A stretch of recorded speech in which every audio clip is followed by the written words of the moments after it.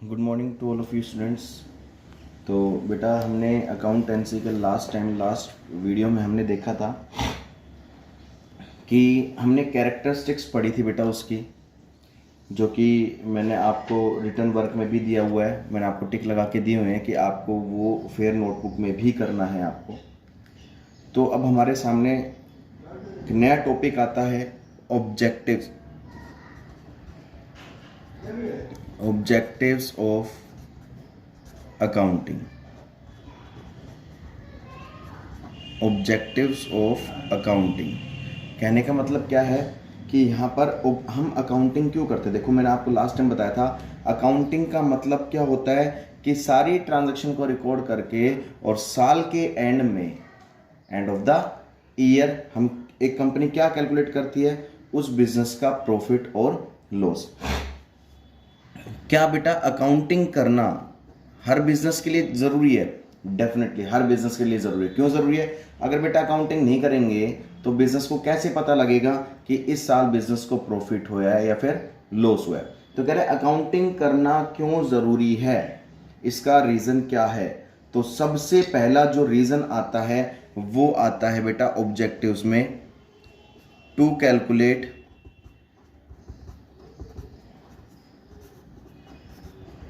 Profit और loss.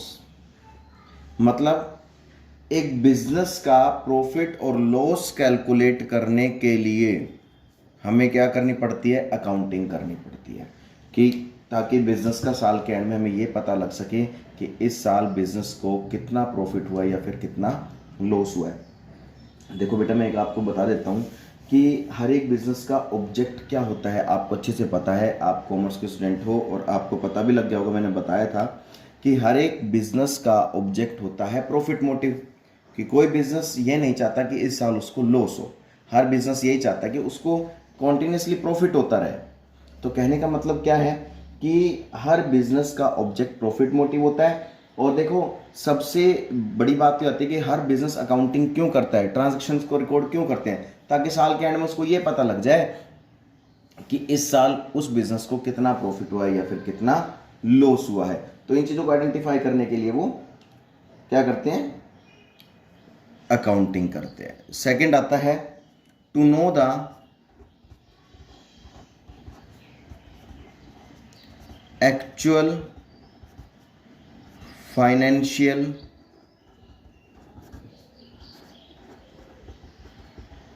Position of the business.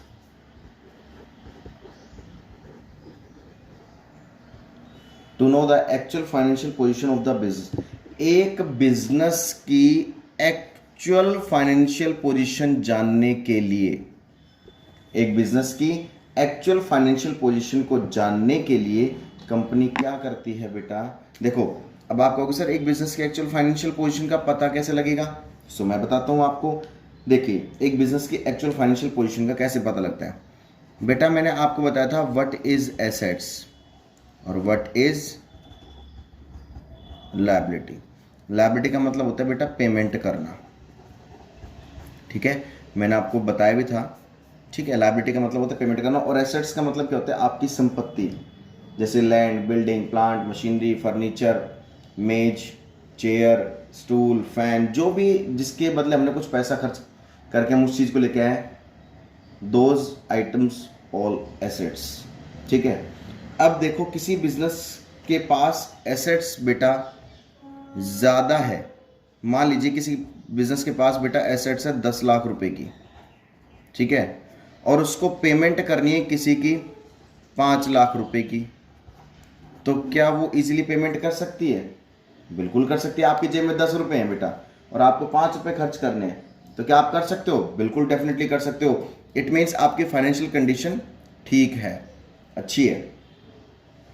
आपके पास बेटा ₹10 लाख हैं, ठीक है, आपको किसी बिजनेस की पेमेंट करनी है, किसी बैंक की पेमेंट करनी है 12 लाख लायबिलिटी। अब देखो आपके पास एसेट्स तो 10 लाख रुपए की है, यानी कि अगर आप उन एसेट्स को बेचोगे तब भी आपके पास 10 लाख रुपए आ पाएगा। तो और आपको पेमेंट करनी है, किसी बैंक से लोन ले रखा था, आपको पेमेंट करनी है 12 लाख रुपए की, या अदर लायबिलिटी कोई भी हो सकती है, तो क्या आप पेमेंट कर सकते हो? नहीं कर सकते ना, तो इट मीन्स आपकी वहाँ पर जो फाइनेंशियल पोजीशन है ना वो आपकी बेकार है, ठीक है ना।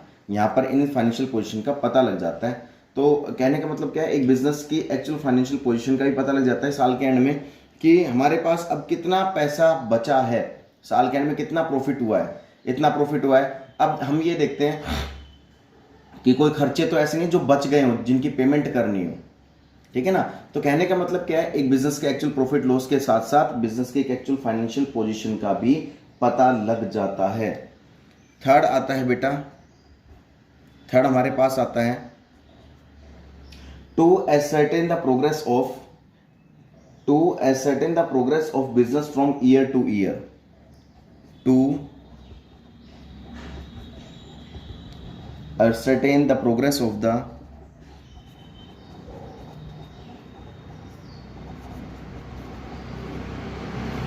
business from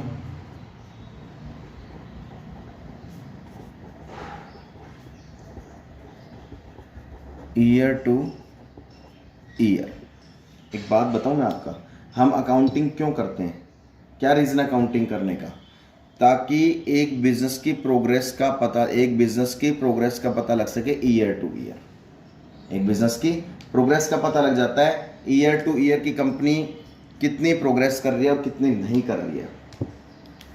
सपोज करो 2010 में आपने अकाउंटिंग की, अकाउंट्स मेंटेन किए, 2011 में आपने अकाउंट्स मेंटेन किए, 2012 में अकाउंट्स मेंटेन किए, 2013 में अकाउंट मेंटेन किए, 2014 में अकाउंट मेंटेन किया।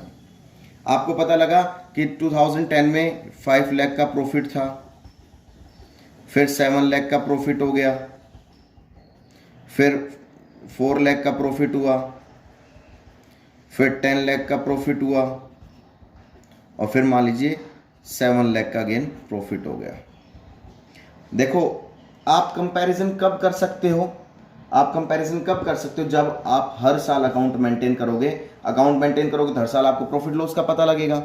तो अगर आप हर साल अकाउंट मेंटेन करते हो तो बेटा आप ईयर टू ईयर कंपैरिजन करके भी देख सकते हो कि लास्ट ईयर के कंपैरिजन में मुझे इस साल कितना प्रॉफिट हुआ है या फिर कितना लॉस हुआ है। ये बात समझ में आ रही है ना मेरी बात।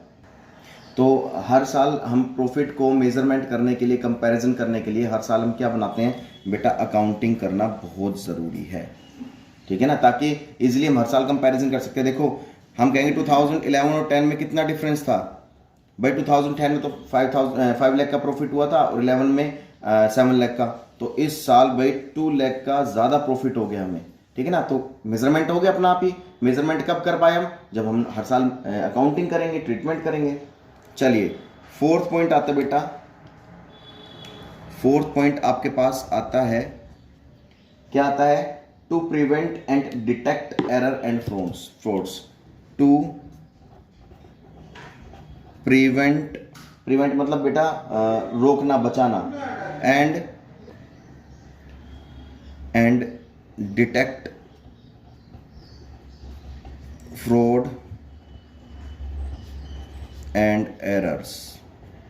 देखिए एक बात ध्यान से समझ लीजिए, अगर आप हर साल अकाउंटिंग की ट्रीटमेंट करते हैं, कंपनी के पास day to day transaction record रहती है, तो वहाँ पर बिजनेस के अंदर फ्रॉड्स होने की संभावना बिल्कुल ख़त्म हो जाती है।